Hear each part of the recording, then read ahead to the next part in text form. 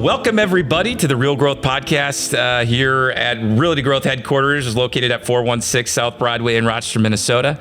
Today, I am super excited to have a very special guest for many reasons, not only because I'm obsessed with his business, but I'm really interested to learn a little bit more about this individual. So today we have Will Forsman, owner, operating partner, barista, also fashionista, and we'll get into that because I remember an article, but we can get into that, why I said that later. But welcome, Will, to the Real Growth Podcast. Thank you so much for being a part of this. Thank you very much. And we appreciate getting an opportunity to share on a new platform. And you guys are interviewing some really cool folks all of the time, and I've always been a little bit envious, right? Because you see people on here, and you're like, gosh, it'd be really cool to be on that podcast. So I appreciate it. Well, here we are, and I'm really excited to have Will here. Like I said, this is awesome. Now I'm nervous. Oh, gosh. Well, don't be nervous. We got this. So I guess the very first question, Will, is let's tell us a little bit about your journey growing up and how you got into this business, I guess. Yeah, and I think the one of the other big questions I get is, did you go to school for business? Yeah. Yeah. And I'm one of the rare exceptions, I think, to this, or at least, an advocate for the fact that you can learn a lot of things by yourself. You do have to make a lot of mistakes, but a little bit of the backstory to myself. I'm what you would call the operating owner for Café Steam and our sister company, Colorway Coffee Roasters, in partnership with my business partners, Kaya Garcia, Nathan Staff, Hunter Downs, and Tracy Downs, and who are an integral part to our success, and I call upon daily with my questions. So in that sense, there's that mentorship that I've been able to pull from in my history of business ownership. But I got my start. I'd gone the normal route and gone to college and got halfway through and realized this is kind of a waste of not only my parents' money but my time, and I wasn't doing anything that I really had a passion for and that I felt was benefiting my personal journey through life. Everybody has an obligation to be able to explore the versions of themselves that they find fulfilling. So come back from school, was in a traveling band for a while, and as many find out, that is not as financially sustainable as you'd like, and realized I needed to pick up a job at somewhere. And my guitarist had a solo gig at the coffee shop that existed prior to Café Steam, which is called Press, many years ago. Oh, sure. Yeah. I was interested in coffee. I thought it was a really cool place because Rochester didn't have another brick and mortar coffee shop, and it seemed to be the place where everything was happening. All the cool people were hanging out there, and you could get cool drinks and talk to people and just have a real conversation with them. And I asked, if they were hiring, and they said yes, but only for a dishwasher. And so I just said, I want to jump into it. I've clearly got nothing else going on. So started there. Didn't have many hours. I think I was working 12 to 15 hours a week, but I was hungry. I could feel it in myself that I wanted to be able to do more. Eventually moved, up through the ranks to barista, manager, and eventually in that transition from Press to Café Steam was able to take on an ownership position in the new company. So it was a lot of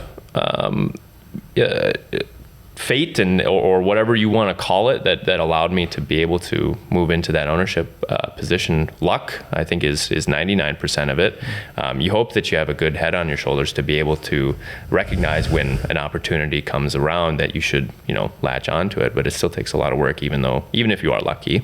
No, for sure. So when would have that been, Will, when you got ownership? So there was I think it was, I want to say 2016. So I was not one of the original owners of Café Steam. Kaya Garcia, Nate Staff, Hunter and Tracy all saw that there was a foothold to maintain in the previous coffee shop that had existed. There was one other owner who was interested in transitioning out, had other companies that they were interested in. I was able to take up their shares, and so it was just kind of one of those things where I think they recognized in me that I had a passion for it and wanted to continue, and it allowed me some skin in the game so that I was, now more dedicated than I was previously. No, for sure. And I think oftentimes that's how people do actually get into ownership, especially as a young entrepreneur such as yourself, right? Because in the beginning, we don't you just don't have any money or anything like that. And so it's, how do you become a partner? And I think it's also a learning thing for people out there that are listening to this. Like, because I know a lot of people say, well, I don't necessarily want to be an employee all the time. I also would like to have the ability to have ownership. Well, this is the perfect way to do it. That oftentimes people will look and say, well, you can become the operating partner and you'll have some skin in the game then and be an owner. So I think that's really cool. The other thing that I noticed is, and this is, I feel very important, partially because of the things that my dad taught me in business. You learned from the bottom. You learned every facet of the business. And I remember my dad, I was in high school, and I was like, I'm interested in hotels. My dad said, okay, Nick, if you want to be good at hotels, and I was like, well, I don't even know what that means, but if you want to be good at hotels and know hotels, he said, you need to understand every part of the business. And so I did. I did housekeeping for 2 months. I did maintenance. I did front desk because that's what I was usually doing. And then when I graduated from college, I was kind of like you, Will. I was a history major. Like, I didn't know what the heck I was going to do. But then I learned the management side of things. And that is so critical, I feel like, especially when you're running your own business, because you understand then what it takes. And if you have to jump in, you're not afraid to jump in. So I think that's really cool. So maybe let's talk about that a little bit. You know, working as a dishwasher, what were some of the things that you learned, right? Part of it is you have to work for some really awful people sometimes to recognize what it takes to be a good employer. I've worked in construction jobs. I've worked pizza shops. I've worked as a dishwasher outside of my role. At the very beginning in college, I was a dishwasher, and I've worked in some really bad environments. And there are two kind of avenues that an individual can take from that point. It's either you can come to expect that that's what every work environment you're ever going to be in is like, and that can be not very motivating when you're trying to gain entry into the workforce. The other avenue is that you can come to have a higher expectation of those around you as a result, and in thinking like, well, if I'm ever in this position someday, I know that I'm not going to do X, Y, Z. And I think I took more of the secondary route, where I'm really just trying to be a better version of all of those leaders that I'd had previously. And I can't comment for, every facet of my position that I'm, there are obviously areas in which I hope to improve in that sense. But you have to understand every part of your business. I mean, I know what, I know when the milk orders arrive, because I know, how to wash the dishes and how to do every single part, because I lived those positions for years and worked those positions and spent thousands of hours doing, some of the simplest tasks. And that provides you a vantage point to know when your staff really are encountering some difficult things. I think there is a huge miscommunication oftentimes with business owners and their staff, because they have no idea what it is that their staff are going through. And so they'll bring up sticking points or issues and be like, hey, I really need some help with this. And managers or ownership can be very, brush them off and be like, that's kind of a you problem, or that's something that you need to take care of.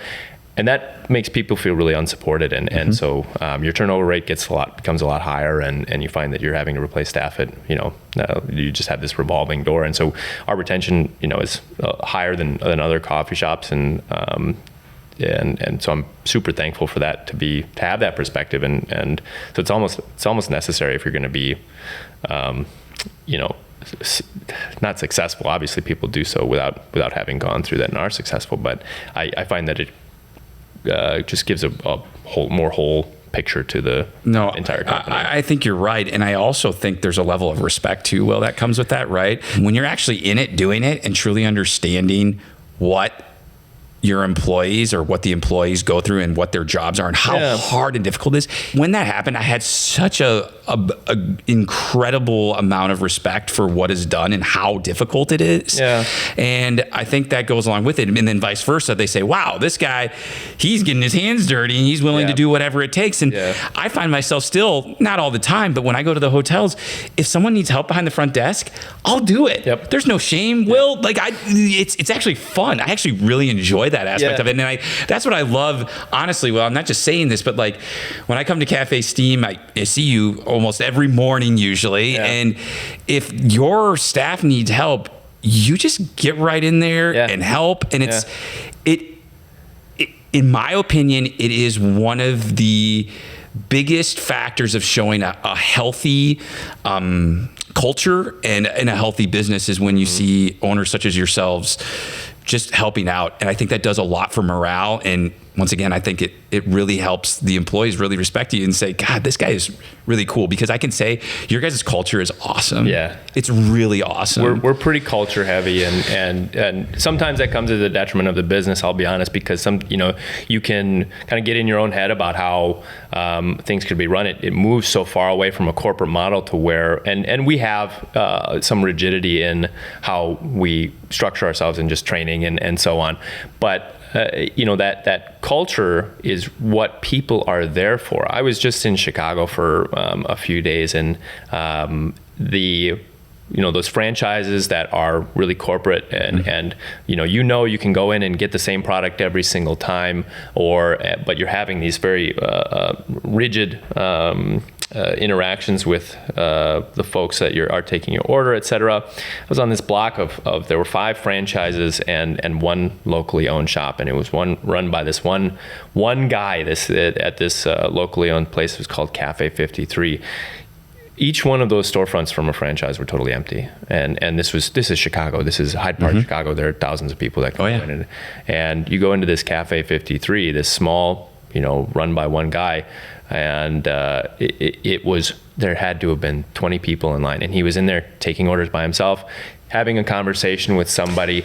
It wasn't, well manicured. It looked like hell in a lot of areas, and it clearly it was lived in, right?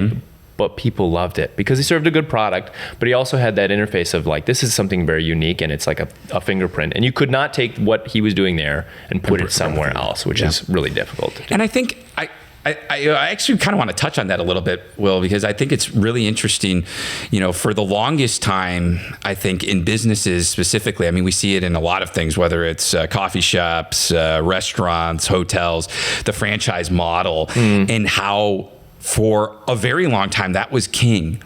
But I've seen, I can only speak from the hotel standpoint, a shift, right? Boutique hotels. Yes, and that's where I was staying in Chicago. I think it's very interesting. And do you feel, from your opinion, is that like a generational thing where it's like, oh, I want something unique and something local and something different, or it's just, I don't know, or is it just something that people were craving and we just never had that opportunity to create something like this? I think it's a mix of just the cultural relativism that is moving away from cookie cutter things or really heavily manicured presentation. And you can see this in a number of different ways where businesses are moving away from these, like on their social media platforms, getting away from these really inorganic representations of their company that aren't really showing a true experience, to now just taking photos on your phone, on your cell phone, and showing what life really is like and at these businesses, because it builds that connection. As we've moved towards, as historically, as you've mentioned, over the last few decades, a lot of those franchises have become successful, but now they're having problems because they're losing that soul, right? They don't have that same level of just emotional investment in their businesses, and that gets really hard. Why that change has shifted, I don't know exactly, but I think it's because people recognize the importance for that genuine connection with the businesses that they're spending money on. And maybe it is because you're spending your money somewhere. You want to know that it's not going to some bigwig CEO, and people are trying to think more ethically in their personal investments. Things are becoming more expensive. Cost of living is increasing exponentially, and now every time we spend $1, we want to make sure that we're not only providing for the product that we're purchasing, but the experience of that product. Yeah, and that's exactly what I was going to say too, Will, is that you won't find me going to, and I'm not just saying this, to a Caribou or a Starbucks to sit down and have a cup of coffee. I don't find it inviting. It's not what I envision in my mind what a coffee house or a coffee place should be. And I don't once again, I'm no coffee connoisseur. I actually just started drinking coffee about 8 years ago, and I'll tell you that story because it's actually pretty funny. But what you have created, in my opinion, is exactly what I envision a coffee house to be. You guys have created an inclusive community that is open to everybody. It's super relaxed. I oftentimes find myself going there, Will, 2 times a day to not only have, in my opinion, the best coffee I've ever had. And once again, I'm no connoisseur, but I truly believe that. But just a place where I can go and, like you said, talk to someone or just see someone, be around people. It's lively. It is truly a cool place to be. You guys have really created it's something really, really special. Yeah. And honestly, that's, it's so wonderful to hear it, because on this side, you're in the mud, right? You're digging through it. It's really hard to have the customer's perspective in a lot of sense, which is where that valuable feedback that you often get from people of like, hey, have you considered this kind of thing? It's really refreshing to hear it, because oftentimes, and this is for most small business owners, you can tend to only see the bad. And it's not like there's something bad with the company, but you're the one paying the bills, you're the one getting the invoices every single day, you're the one having to deal with any number of things that might be the unattractive parts of business ownership. So the hope is that your output and that sweat equity that you're putting into your business is then going to be enjoyed by somebody. And that's something that's experienced by chefs, it's experienced by the baristas, is that you're creating a product that brings joy to somebody. And it's not just the coffee, but it's that experience that you're having. But coffee shops are one of the few places where you can sit down and have a genuine conversation with somebody. It's almost like a diner experience where you're sitting, with other people and able to interface in a personal way. And that's something we haven't really been able to do over the last few years. And so, there's a surge in people seeking that human connection and being able to, identify with somebody else. But it's something that has existed in coffee shops and cafes for 500 years, and it's what people enjoy the most about them. So as you start to move towards that corporate model, it loses a lot of that human connection that is so valuable to those small businesses. Yeah, and it's just been really interesting to me, once again, not being a coffee drinker except for literally like 8 years ago when I started, how big coffee has become. I remember when I was in 3rd grade, I had my cousins lived in Seattle. This is before Starbucks was big. I went to the very first Starbucks, and it was a drive-through. And I'll never forget that. My parents tried it, and this is before, like I said, this was the first. There must have been like 2 or 3 Starbucks. Like there's nothing, right? And my parents became obsessed with like Starbucks coffee. And I remember as a kid, I was probably in 2nd grade. I was just like, oh, well, this is crazy. But my parents swore by this Starbucks coffee, and then all of a sudden it exploded. But I just remember recently, probably in the last, 10 to 15 years, it's amazing, in my opinion, how quickly the coffee business has grown. Because of course you always had your Starbucks, you had maybe a few mom and pa, cafes, this and that, but the Folgers, the Columbia coffee, whatever.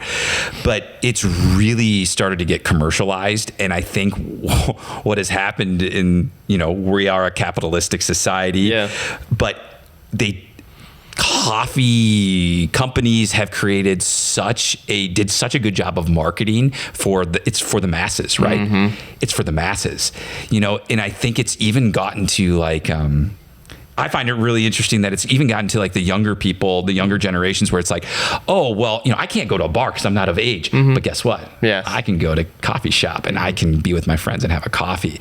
And it's so interesting to me how that has gotten ingrained into our culture is, coffee it's for everybody, and it's something cool, and it's something fun, and it's a great way to socialize and interact with your friends and family and get to know new people. Yeah. It's that third place. There's this, in our orientation for staff, we cite, there's this short story by Ernest Hemingway called A Clean, Well-Lighted Place. And it, as awful as a man Ernest Hemingway was, what he wrote was beautiful in so many ways. This short story was a dialogue between an older cafe worker and a younger cafe worker. It's late at night.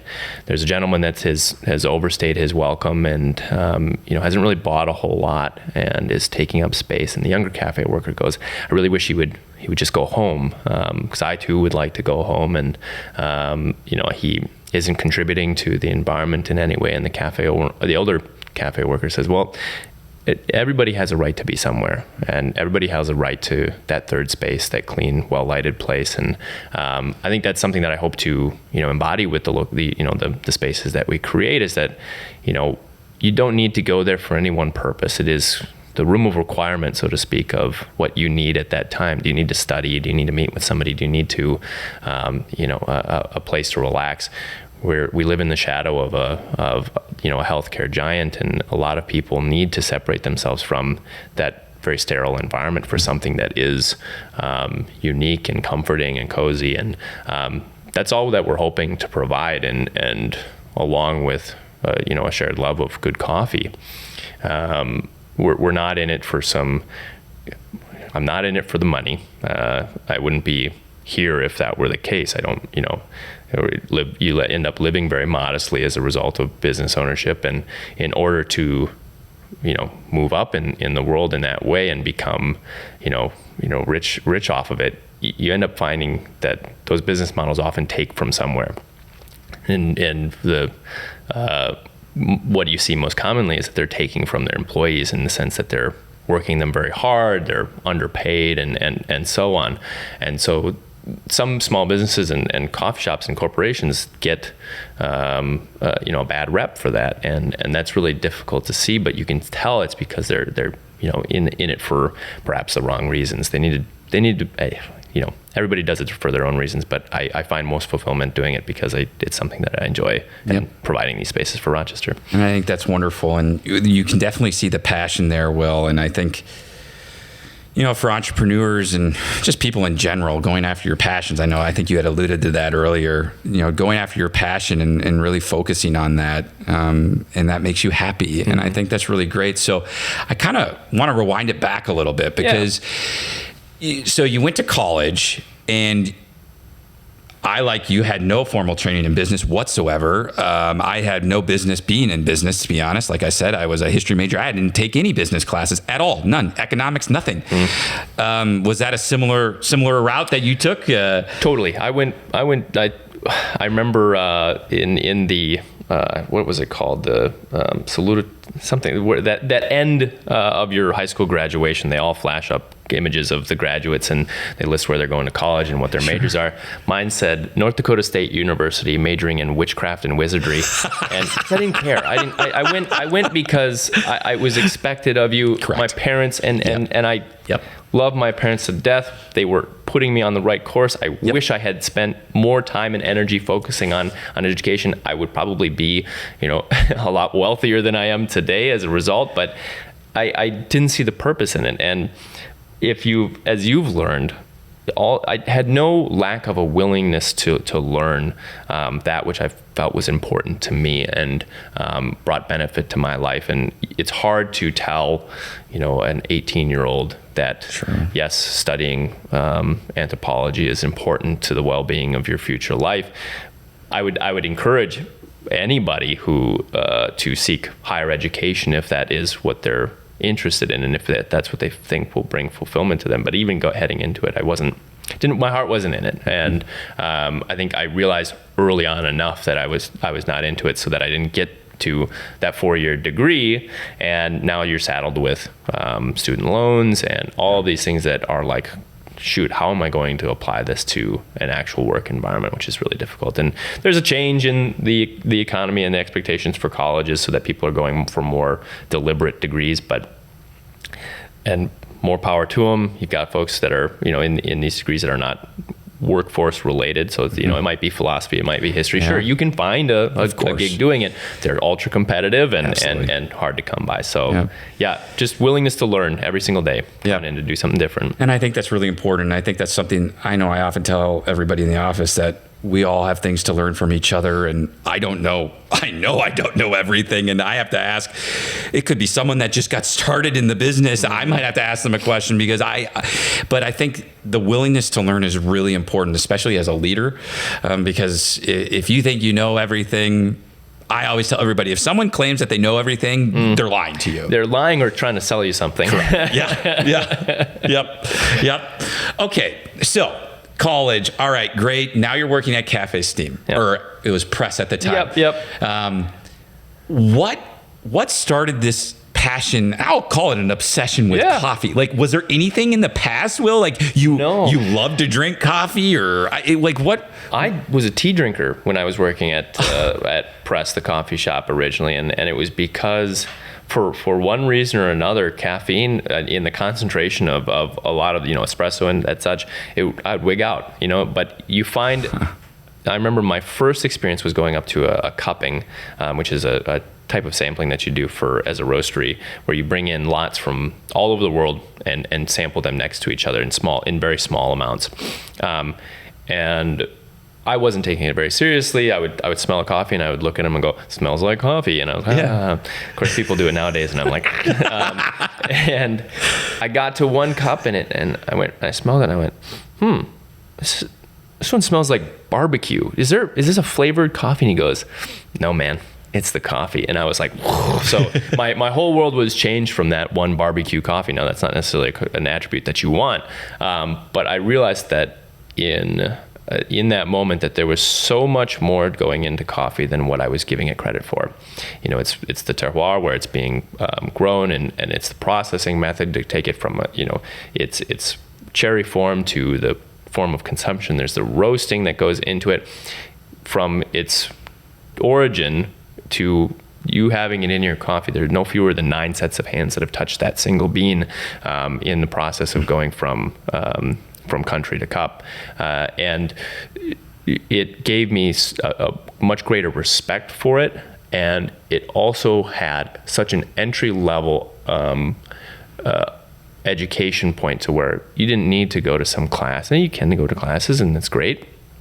You don't need to go to some class. You can research online. You can purchase books for yourself and self-educate to have that knowledge basis. And a lot of things are overcomplicated with coffee. And it's also more complicated in ways that people don't anticipate. But it's something that you can know right off the bat whether or not you're making something good, right? It's not like I don't know, what comes to mind is welding, where you can weld something and it not having a structural integrity or something like that because it's hidden within what you're creating. It's not like so many other trades where it's hard to appreciate almost at an instant whether or not it tastes good. And when it comes down to that subjectivity, you can learn very quickly as a result whether or not something is good. So, gosh, that's crazy. So, this is I'm thinking, you are like a sommelier of coffee. And I wanted to ask this question. Yep. Are there people like that? There's an equivalent called a Q grader. Now it's actually almost equally as rigid or as difficult to get into that Q grader status as it is to be a sommelier, because you have to, and it's a money thing. It's expensive to get that status. Sure. Because you have to then fly out out east or out west to do it. And these companies that do so need to be able to support themselves and sustain themselves. But that gives you some credibility when purchasing green coffee. So from the colorway side, when we're sourcing coffee, we get it from all over the world. And if we find a sample that we don't necessarily like, you can go back to to your trade partner and say hey, this quality isn't really meeting us. And I know that, and I can say that because I'm Q grader status. I don't have that title yet. I don't know that I ever will. I would like to provide opportunities for those that are working for colorway to be able to, if it's something they're interested, have that experience. But again, it's not something that's entirely necessary. If you know that you're tasting something good or tasting something bad, you can generally pick it out. But there are also quality defects. So something that went wrong on the agricultural side, where there's an over fermentation or something that makes the coffee taste sour or gross, that's often hard to detect. So you'll buy a bunch of it, and then you realize there's a defect, and you're like, crap, now I'm stuck with 2 tons of a coffee that tastes really bad. So yeah, it can be important, but it's only if it's something that you choose to provide or give that importance to. Sure. Well, gosh, I just find this really fascinating. So, okay, you said colorway coffee. Yep. So let's talk about kind of, I guess, the business a little bit more. So, you got into it, you became an owner operator. There was one Café Steam location. Mm-hmm. What happened? Yeah, so our growth over the last few years, it started in 2015. We kind of hit, and there were other coffee shops in town. I don't want to be reductive of it, but for what we had, that brick and mortar coffee shop, very few existed. And so we had our footprint that became larger and larger, and we found ourselves having a capacity issue. We couldn't necessarily serve as many people as we wanted, and there was a need that was recognized for us to open other locations. And it's in part because you want to expand. I think every company has an obligation to growth, and we had an opportunity with a Starbucks that had existed in the Hilton DoubleTree. The hotel that owned it saw that there was a change in business downtown as we came about, and they said, well, why don't we just go ask them if they would like to run this cafe? And we thought, great. Turnkey, pretty easy, all the equipment. We bought our own, specialty equipment to increase the quality of the coffee, but everything was set up for us there, great. And so that was a pretty natural transition. And it was the first risk that as a business owner I was taking on, and it still seemed like such a huge risk at the time. And I think it was a great learning experience. From that point, in 2019, we opened up actually 2 locations within a week of each other, and it wasn't by plan, but it was our project with Thesis Beer Project, which was a micro cafe. It existed as a coffee shop in the morning and a brewery at night. Beautiful spot. As a result of COVID, that one we were forced to consolidate after the fact. Really small footprint, fortunately, so the impact of it wasn't, detrimental. And then our One Discovery Square location, which is in partnership with Mortensen and the great folks there in those buildings. And that one was another venture into something new, right? You're working through build outs, and you're doing all of these things and taking on a lot of additional risk. Of course, Mortensen was integral in the success of that project. From there, so now we're at 3 locations, right? Mm-hmm. And so you realize suddenly you have this really big company underneath you. You're purchasing product from a coffee roasting company, and we were working with Roastery 7 out of the cities.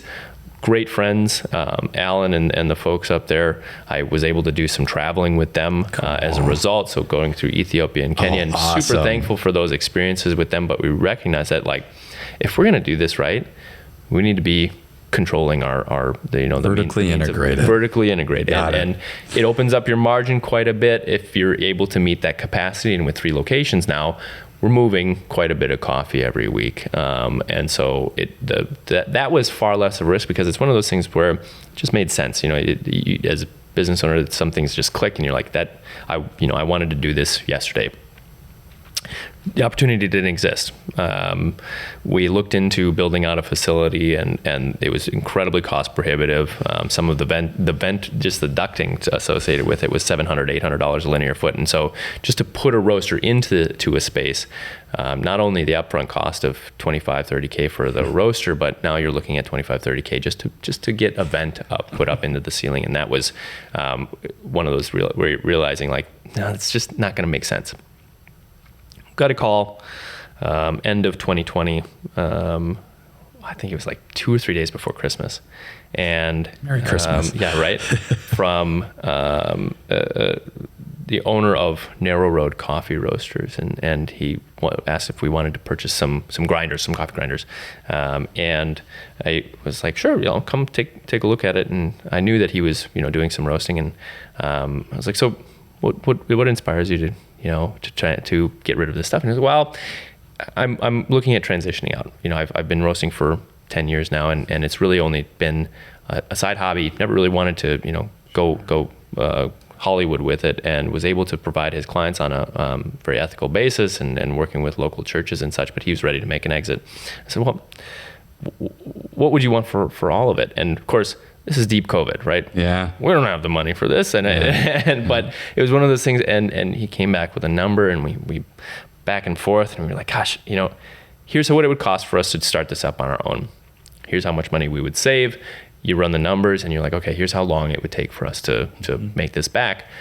And so for the last 2 years, we've been now figuring out how to roast. I'd taken some roasting classes, but just teaching yourself how to do this. I was making some terrible coffee at first, really, really bad. And fortunately, we had a good relationship with our previous roaster where we were able to kind of slowly incorporate our own product, get it dialed in, and start roasting.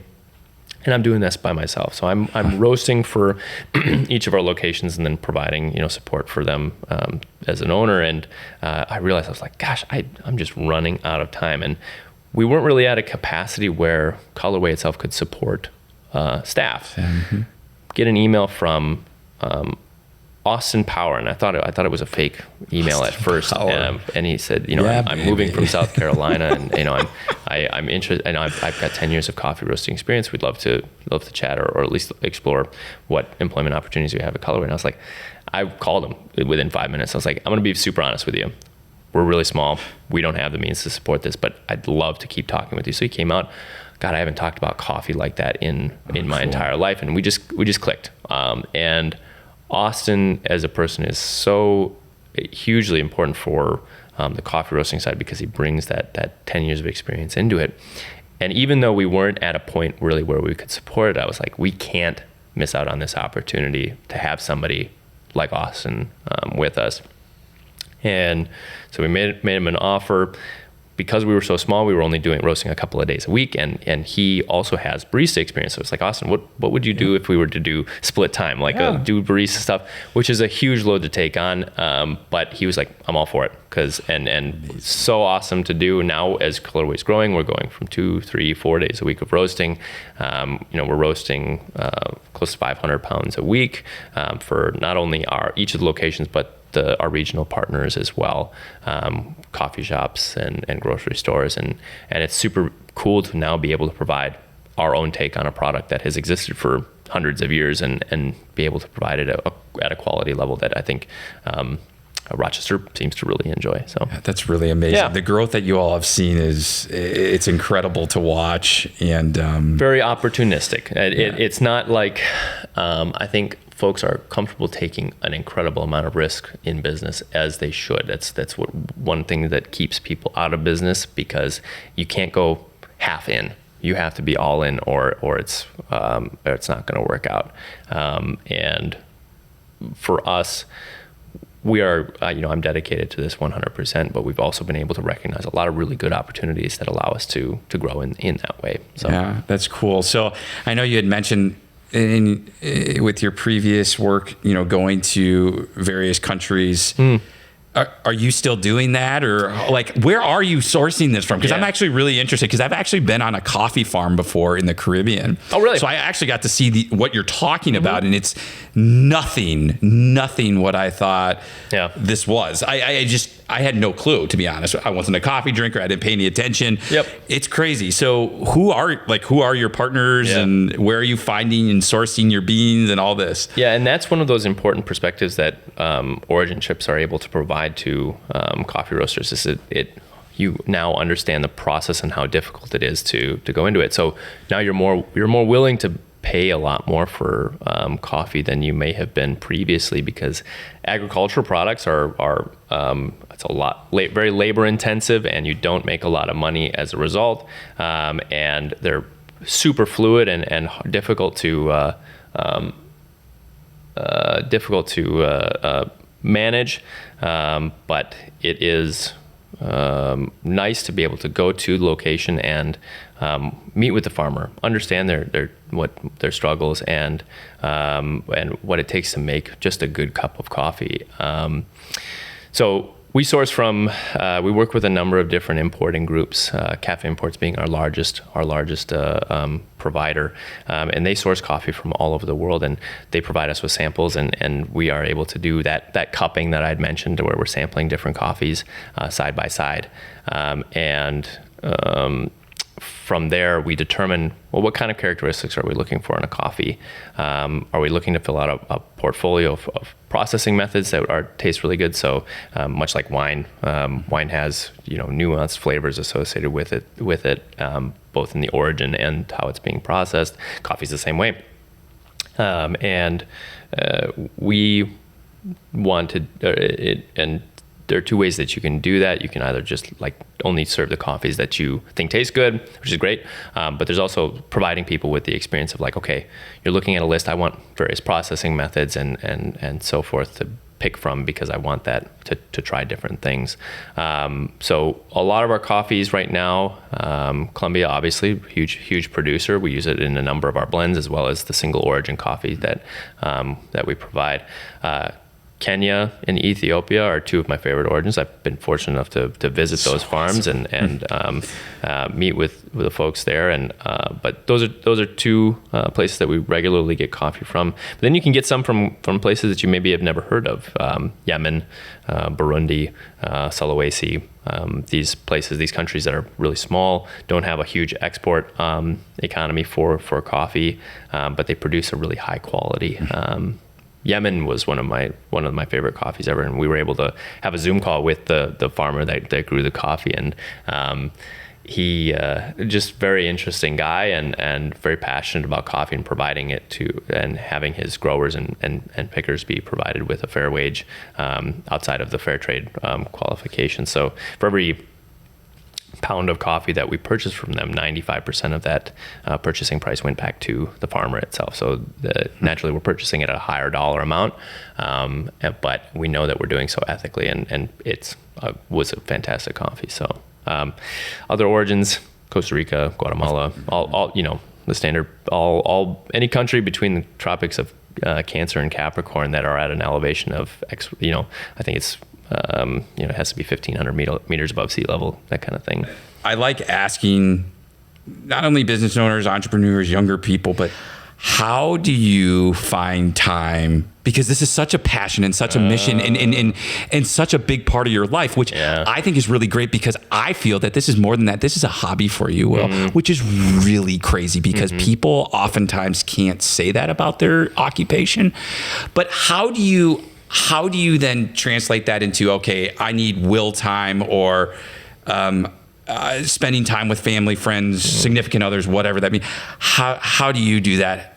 It's the magic question, I know. Yeah, there is no will time, and that's the hardest part. And I think it sets in as for business owners pretty early on, thankfully, and where they realize like, oh, this is my life now.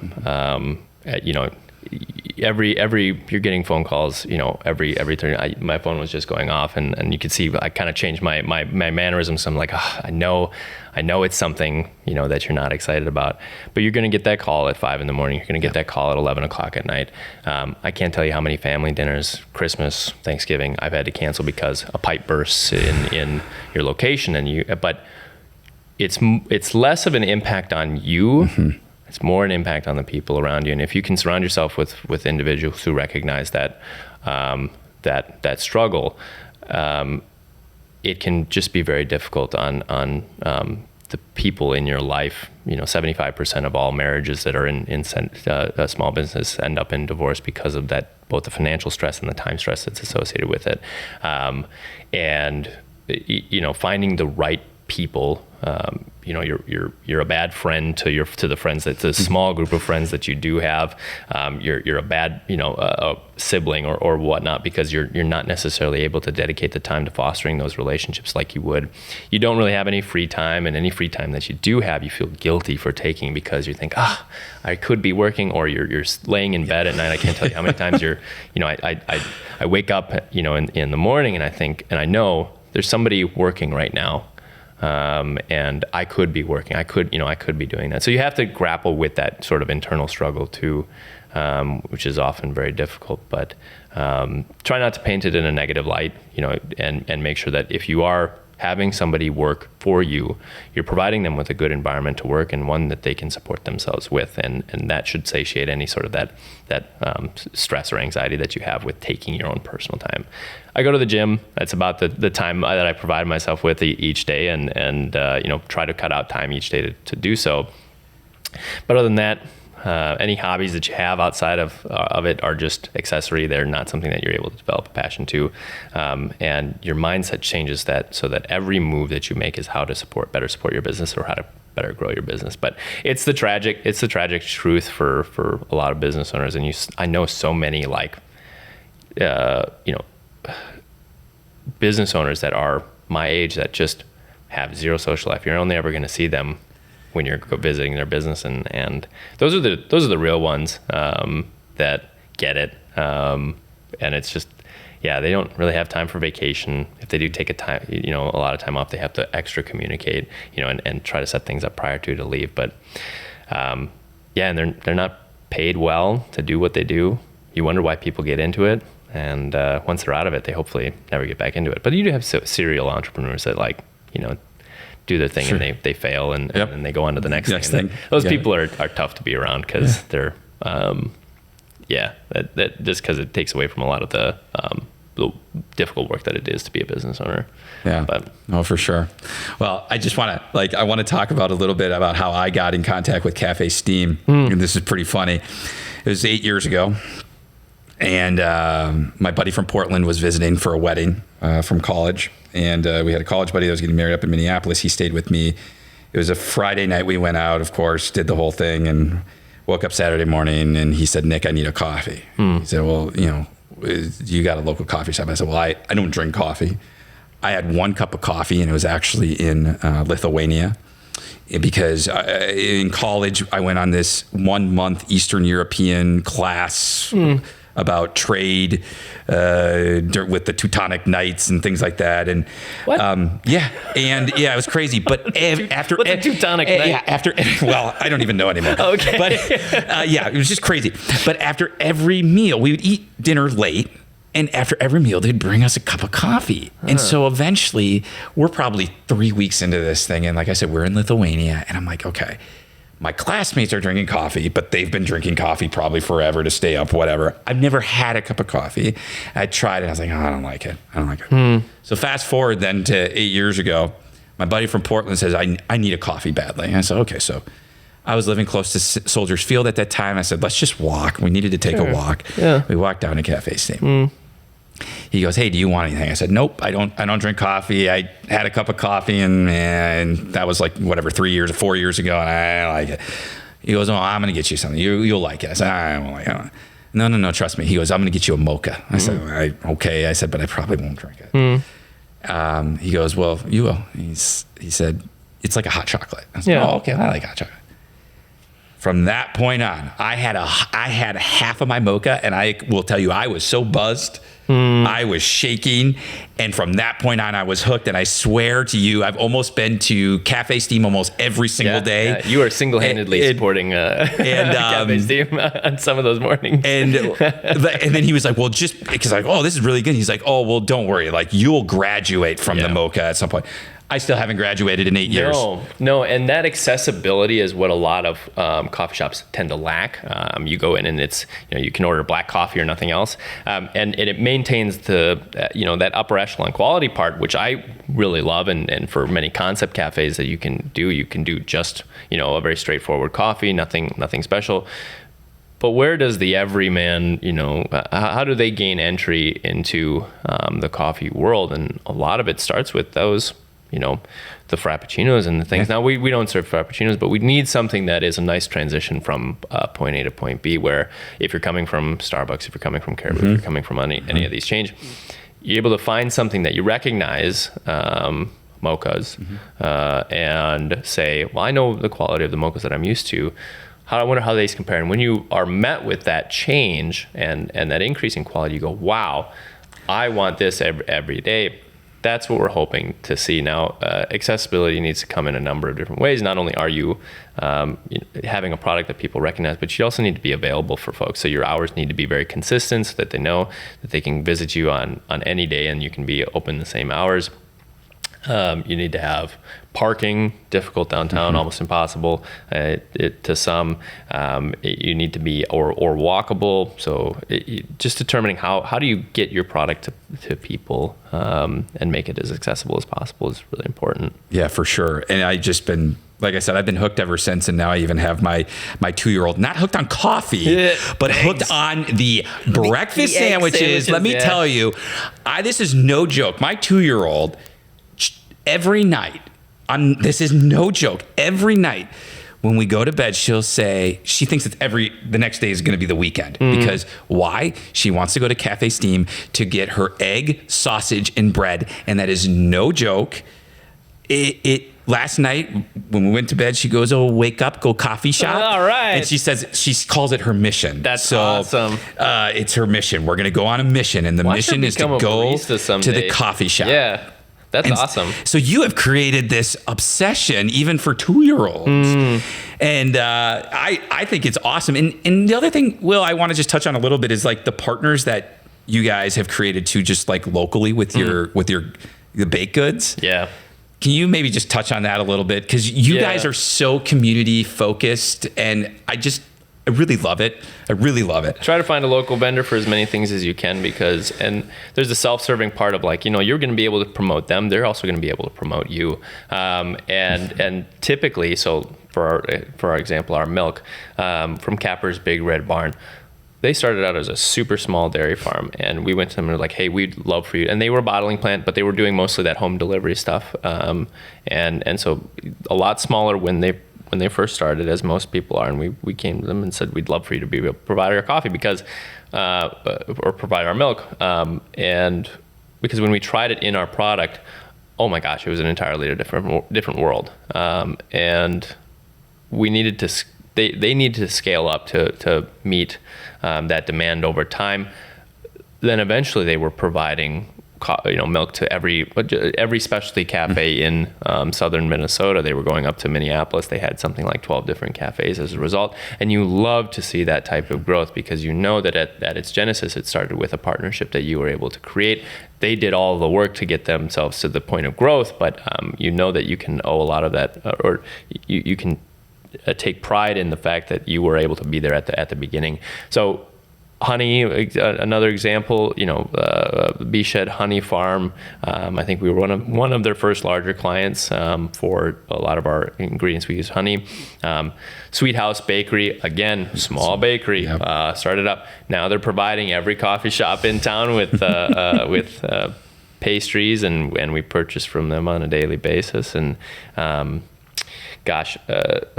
so many other smaller vendors that you have not an obligation, but it's almost a sense of respect for each other that you need to be able to support each other, because without those stepping stones and those jumping off points, you're not going to be able to find the growth that you need to sustain it. Yeah. So we talk about growth. This is the Real Growth podcast. We've talked about growth here and there, the past, how you guys have grown to where you are at today. Where do you see yourselves moving forward, and what does that growth look like?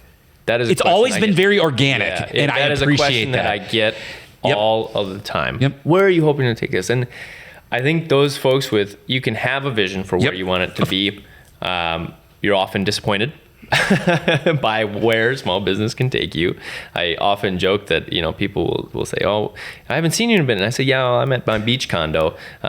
Joke, I don't have a beach. There's no way on this planet we'd have a beach condo, but it's one of these things where you need to manage your own expectations, and so I come to it with no expectation as to where it's going to be.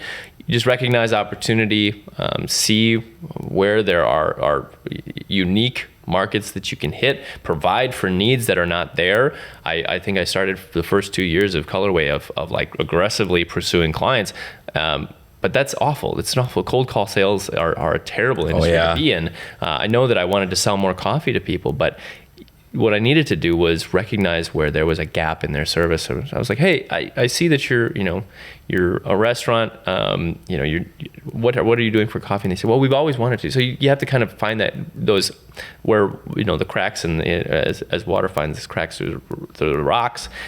You can't just try to bust down the door and try to get people to move from one product to another. That's often impossible. So find those needs where they are, meet the needs, exceed expectations of the customer where you can, and then just kind of continue pressing on. But I try not to ideate too much on like, I hope we're worldwide someday, and that's just not going to happen.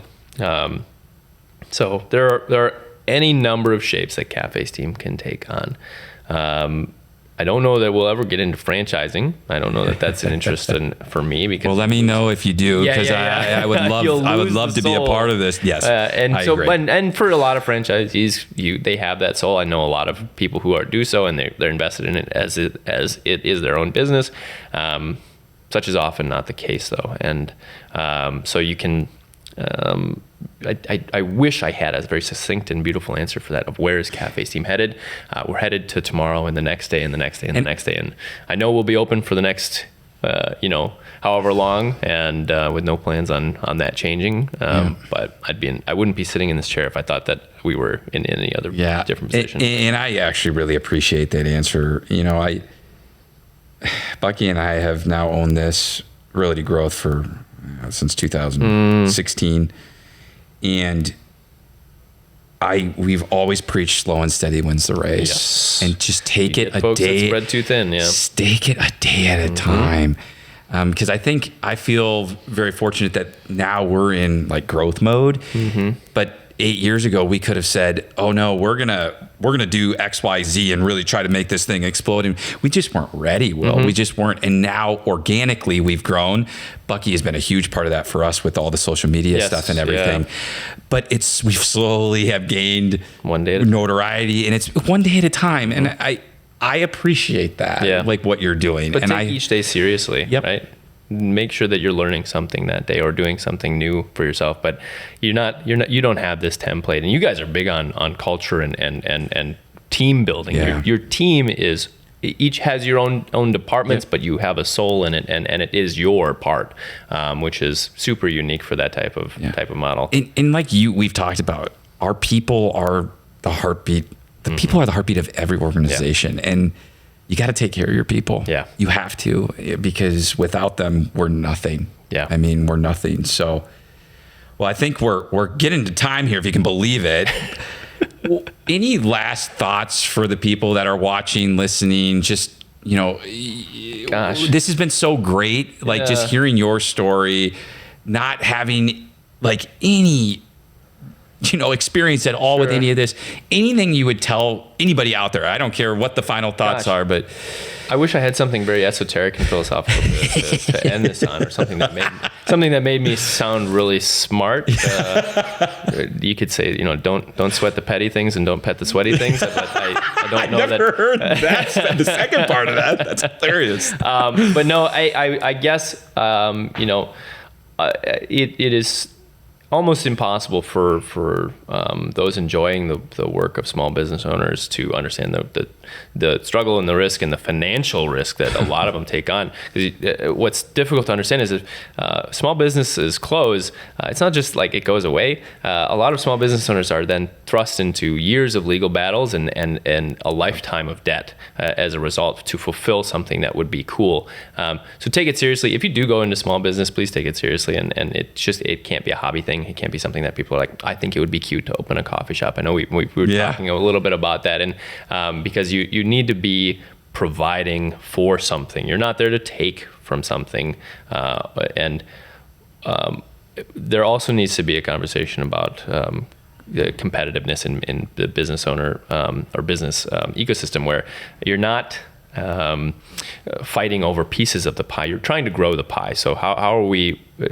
Rochester can handle more coffee shops. It just needs more coffee shops that are fulfilling the culture of coffee shops, and that's for that industry specifically. I know that is not exclusive to that industry, but there is more demand for more small businesses and people who are going to take it seriously and elevate the business ecosystem of Rochester. I love it. And Will, I just really appreciate this conversation this morning. I appreciate hearing the story. The passion is what I love and what I'm really taking from this. I mean, you are living coffee, and you are living your business and your dreams and your passions and your hobbies and whatever. And this has just been really, really awesome. So for everybody out there, I want to say, go to Café Steam. You will see Will there. You'll probably see me there, but you really want to see Will. Support local, because we oftentimes talk about that here at Realty Growth as well. Support local. Do it because great things are really happening. Yeah, support them because they have support them because they have a good product. I think a lot of people use the local thing as a crutch. They feel like you have to do it because it's local. You have to do it because it's a good product, and you choose to support local because you want to continue to see them around.